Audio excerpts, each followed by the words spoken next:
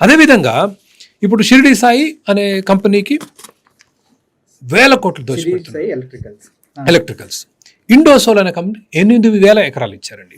8,000 ఎకరాలు ఇచ్చి, and that Indosol is nothing but Shirdi Sai. Indosol అనే సిస్టర్ కంపెనీ లాగా అదొక బ్రాంచ్. ఇది నాకు మురళి గారు, అక్కడ జాఫరు వచ్చి గుసగుసారు వాళ్ళు వీళ్ళంతా ఒకటే అని అంటాం కదా. They wrote in the GO, in the government order they wrote Indosol a subsidiary of Shirdi Sai అన్నారు. అయిందా? ఎంత పెట్టుబడి పెడుతున్నారు సార్? 69,000 కోట్ల రూపాయలు పెట్టుబడి పెడుతున్నారు. చాలా గొప్ప పెట్టుబడి కదా, చాలా గొప్ప పెట్టుబడి, మంచి పెట్టుబడి కదా. చాలా ఉపాధి అవకాశాలు వస్తాయి. ఒక సోలార్ ప్యానల్స్ ఫ్యాక్టరీ వస్తుంది, దాంతోపాటు విద్యుత్ ఉత్పత్తి చేస్తున్నారు.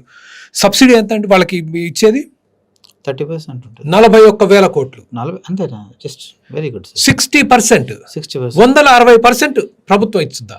ఈ కంపెనీ ఈ డీలు ఇప్పుడు కాదు, వైసీపీ ప్రభుత్వం చేసింది. ఓకే, అగ్రిమెంట్ అప్పుడు జరిగింది.